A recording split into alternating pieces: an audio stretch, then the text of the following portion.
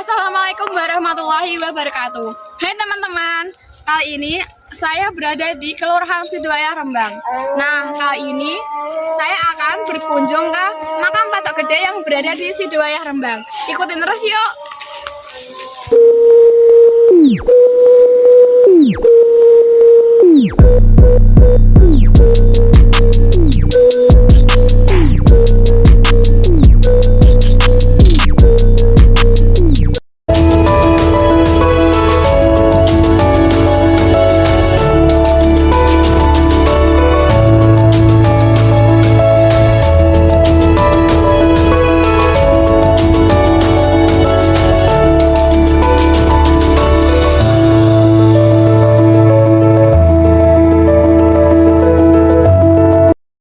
Cerita lebih lanjutnya lagi, yuk simak video berikut ini.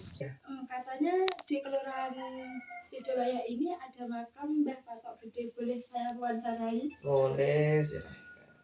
Kalau untuk sejarahnya makam tersebut? Ya. Awal ceritanya itu dulu sebenarnya makam itu sudah ada. Nah, orang-orang warga sekitar masyarakat Sidoaya dulu bilangnya itu namanya Mbah Patok Gede.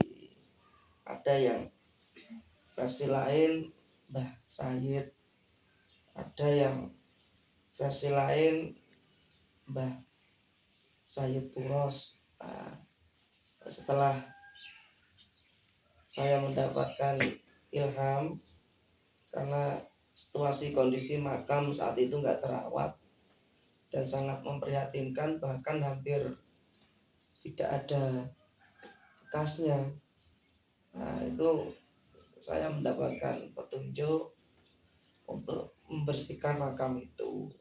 Nah, sehingga terus saya bersihkan.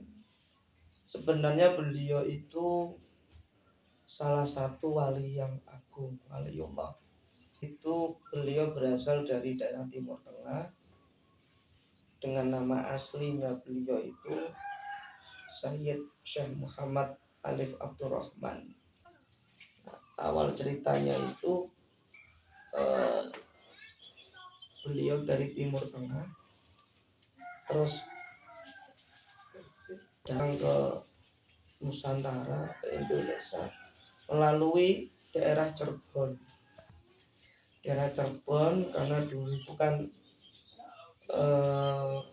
banyak yang dari Timur Tengah itu niatnya berdagang dan menyebarkan agama Islam.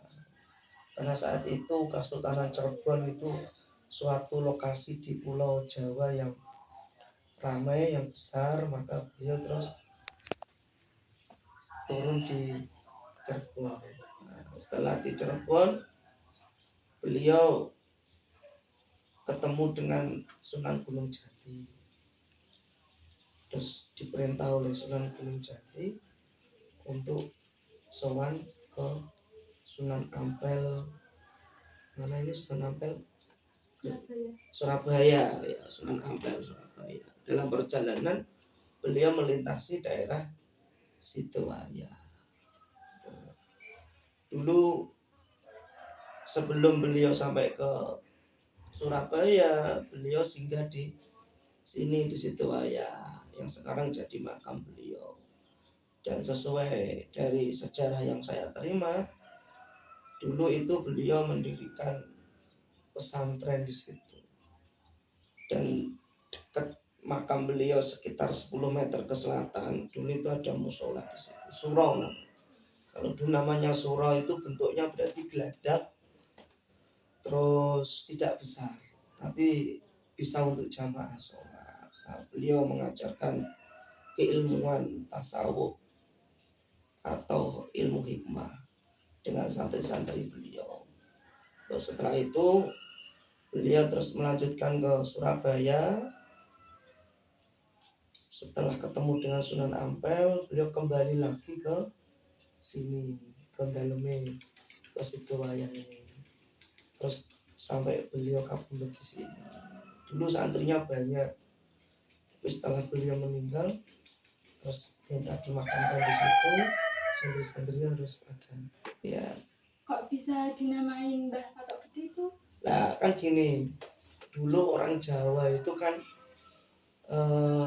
biar mudah dimengerti, dan orang Jawa dulu itu kalau buat nama kan sak enake ya. Semisal ada kuburan yang panjang ya kayak makam panjang. Nah, kalau ada patok yang besar atau nisan yang besar ya dinamakan patok gede kayak gitu. Nah, memang sedikit mengulas cerita yang dulu sebelum saya rawat, itu memang dulu dirawat oleh Pak Sunari. Pak Sunari dulu dirawat sama beliau, tapi beliau sendirian. Makam umum Kerapia Sidowaya itu makam yang paling besar patoknya, nisannya, yang paling panjang makamnya ya itu dari dulu, tidak ada yang lain seperti itu. Dan beliau memang dulu nggak sampai berkeluarga. Nah, setelah saya telisik terus menerus sejarahnya, ternyata dulu itu dirawat sama kepala desa Sidowaya yang pertama kali.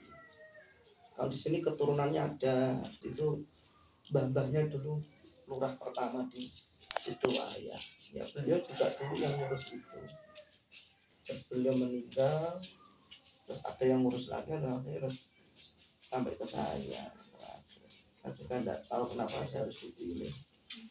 Mungkin itu wahyu Pak. Iya, ya, insya Allah seperti itu. Dan alhamdulillah saya kasih lampu, dan alhamdulillah saya membuat majelis juga. Setiap Rabu Legi ada majelis mujadahan Asmaul Husna dan basmalah di situ. Kalau malam habis Isya Selasa, malam Rabu Legi ada, dan insya Allah nanti ada lagi itu di malam Jumat Kliwon. Jadi Jumat Kliwon tapi malamnya itu biasanya juga ada nanti mujadah. Ya, mungkin itu yang bisa sampaikan, tambahan lagi karena sekarang sudah banyak tamu dari luar kota yang ke situ, dari Pekalongan kemarin juga ada, terus dari Tuban juga ada ke situ. Saya juga nggak tahu kenapa mereka pada tahu, akhirnya terus ke sini, terus saya antar ke situ. Ya, banyak penjelasan dari mereka yang ziarah sampai ke sini untuk mencari makam ini, dan ceritanya ya hampir sama seperti itu. Jadi kalau orang mempunyai mata batin penglihatan, kalau beliaunya kesal mewujudkan dirinya untuk orang-orang tertentu, itu seluruh badan bercahaya. Saya ketemu makam itu, merawat makam itu belum ada setahun. Belum ada setahun. Belum. Itu bulan Sakban. Bulan Sakban itu wong Jawa ngarani ruwah. Ruwah itu ruh. Wong do seneng ngirim doa nih ruh itu ruwah. Dan ini yang terakhir ini. Siapapun orang yang mempunyai hajat, dengan wasilah beliau diijabah oleh Allah, dikabulkan hajatnya. Beliau pesan tidak boleh ada bancaan di situ, tidak boleh ada syukuran apapun di situ.